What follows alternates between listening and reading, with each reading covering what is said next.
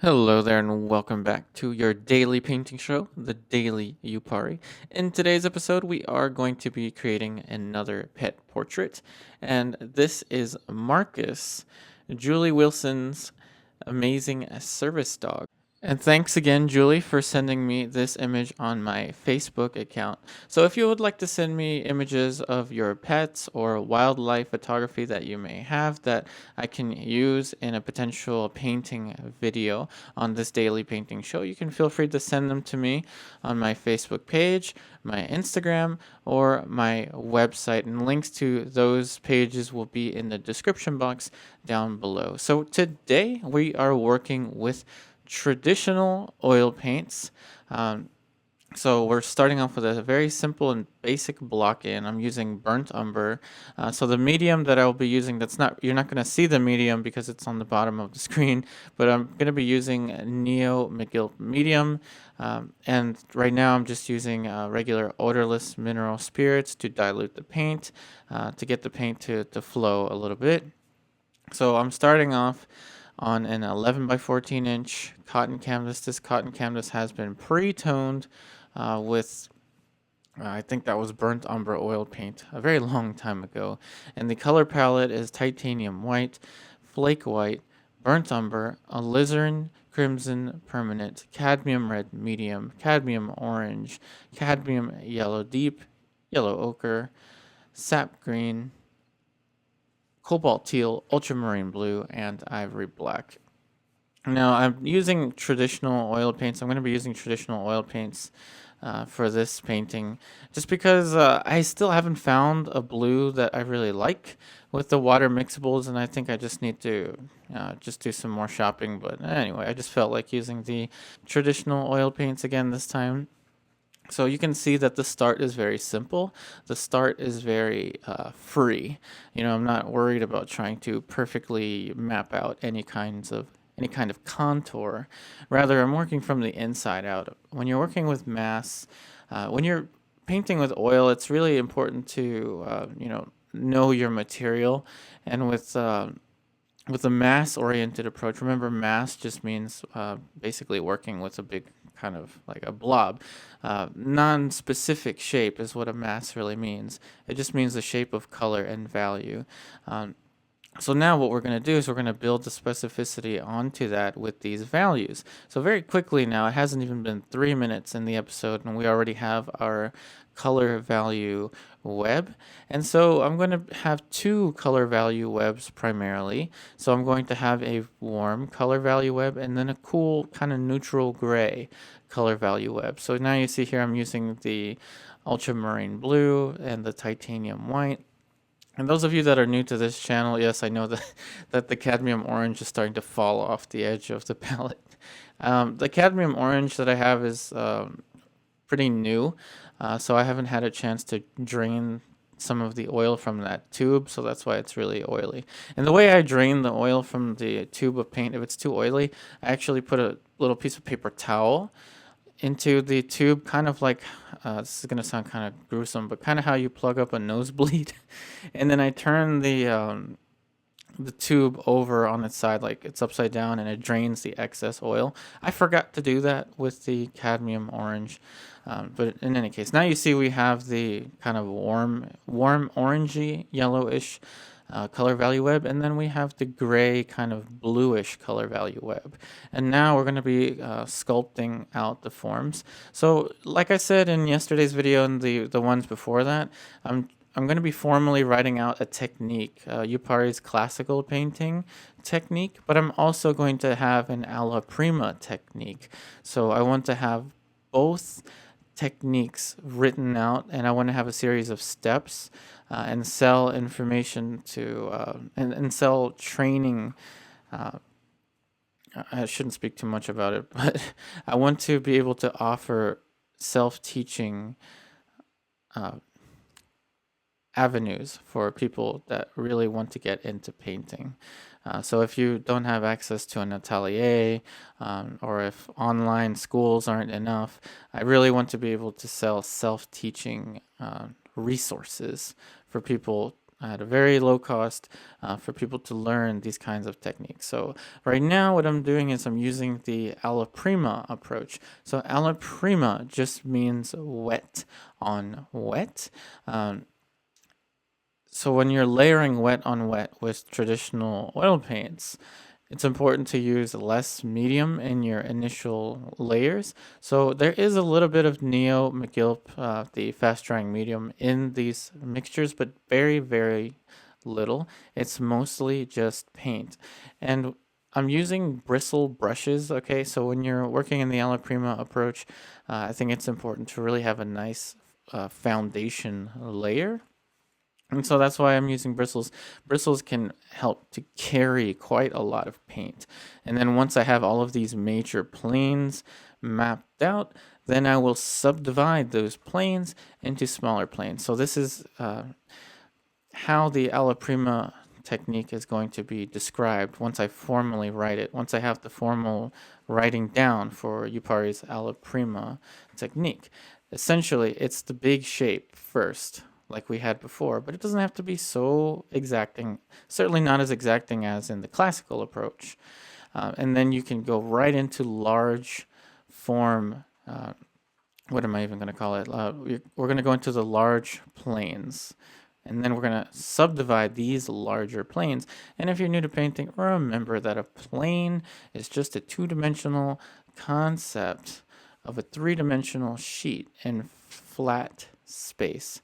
That right there is a value change, differentiating the plane of the ear from the plane of the side of, I believe this is a German Shepherd. I believe Marcus is a German Shepherd. I'm not entirely sure. Please feel free to correct me if I'm wrong, but I believe we're painting a German Shepherd. So the side plane of our German Shepherd's head differentiated from the plane of the ear, and the way that we are approaching these large plane divisions is we're thinking of each individual plane. Now we have two things to focus on here.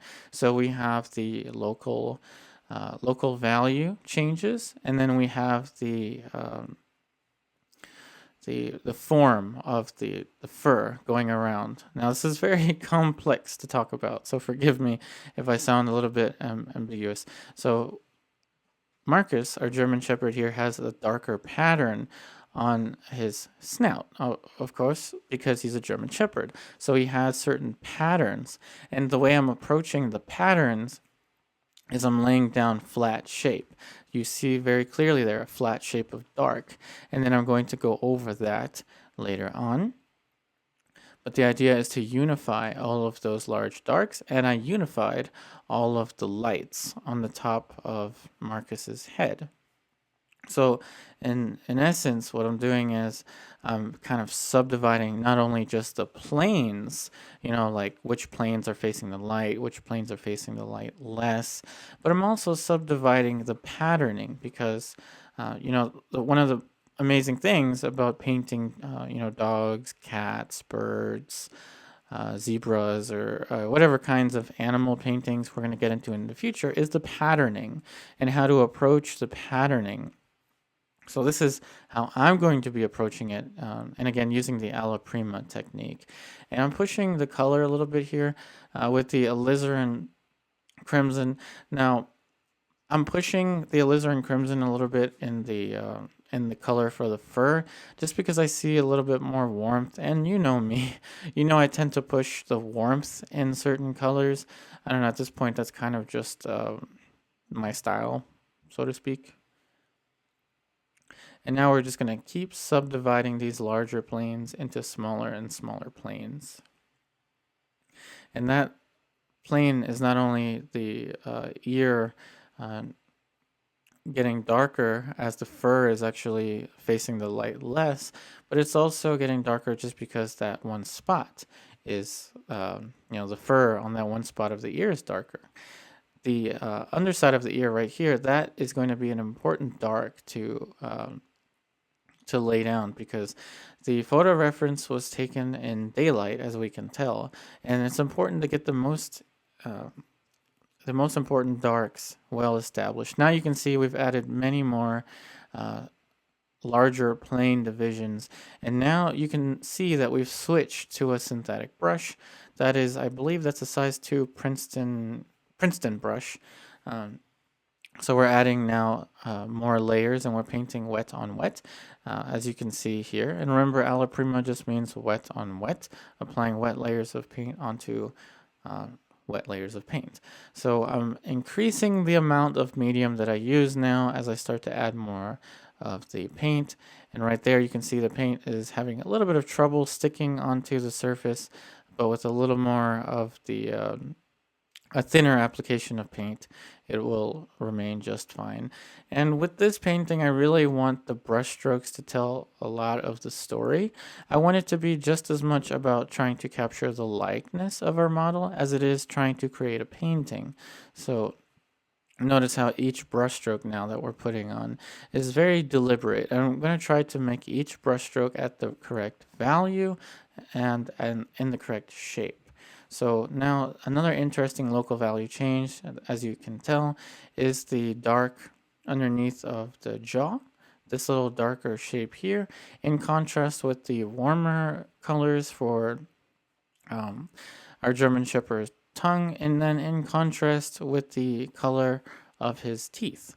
And I think that that's a very interesting color relationship to explore, because we don't really get these kinds of moments when we're painting portraits of humans.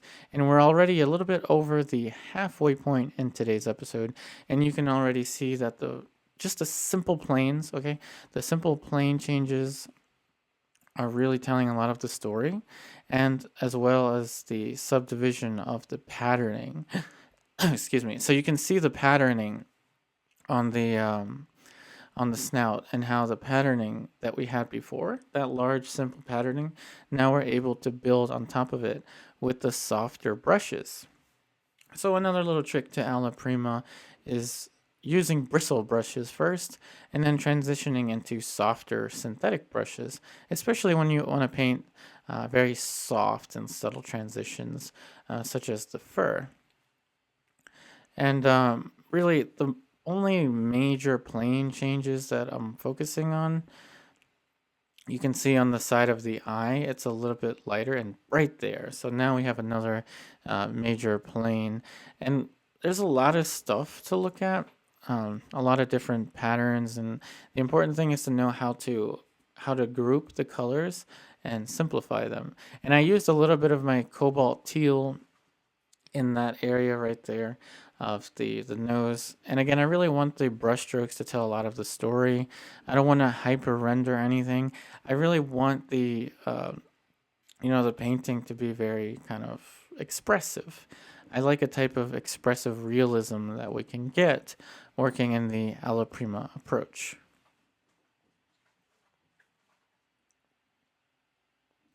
And now we're just pushing a little bit more light on the top plane of the German Shepherd's snout.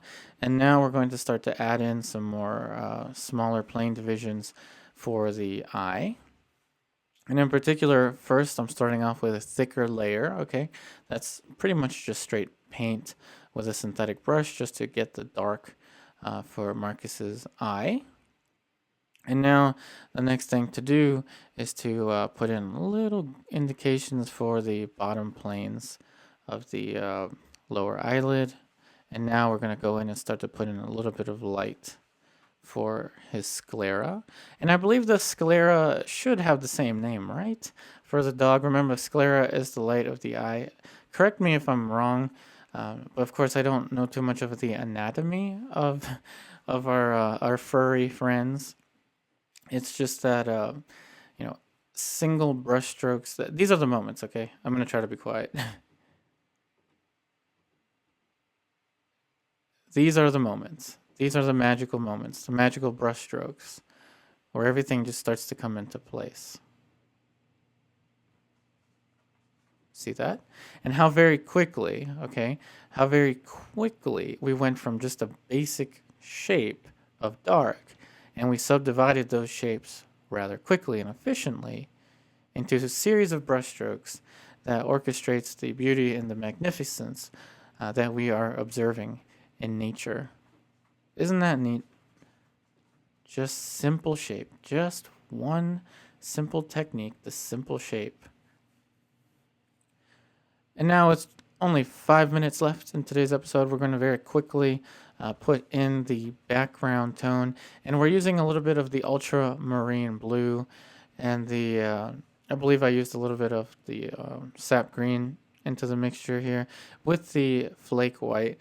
And remember, flake white has this property of which allows you to use more of it without raising the value too much. And that actually will help me, as you can see right there, have a much heavier body to the background.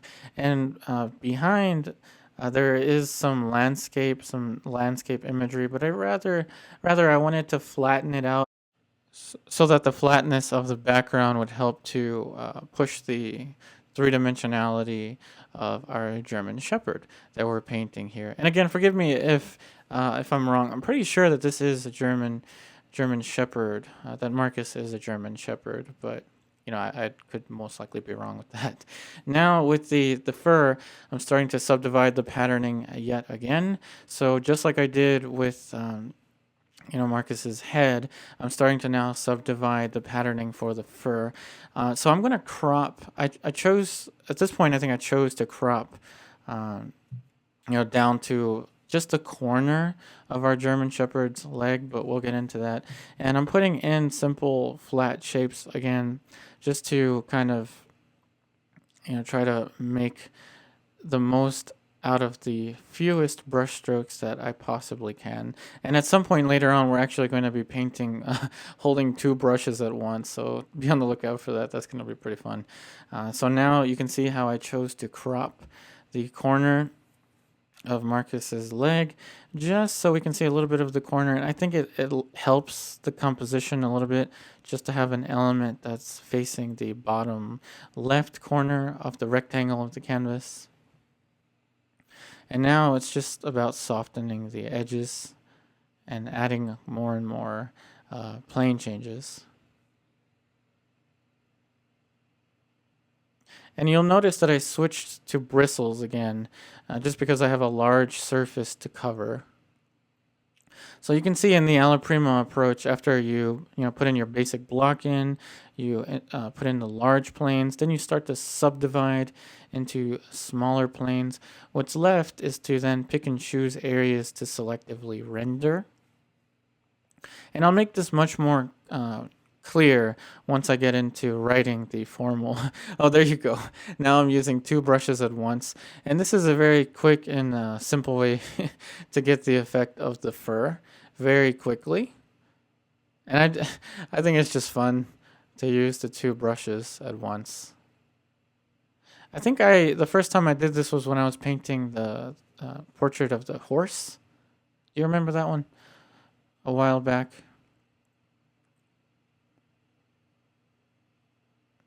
Now you can see how the two brushes really made that job much faster. And we got the effect of the fur.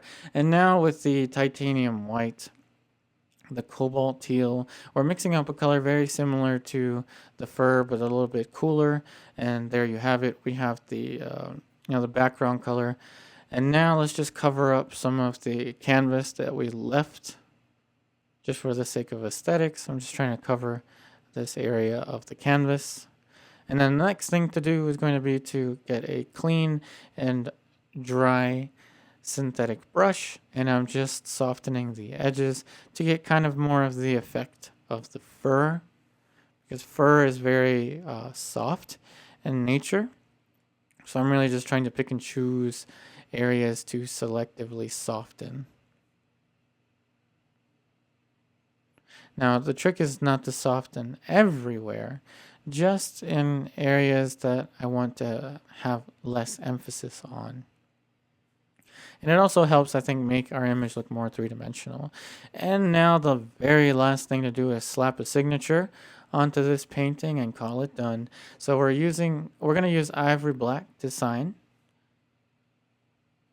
You can see how the thin paint really nicely sticks onto the thicker paint.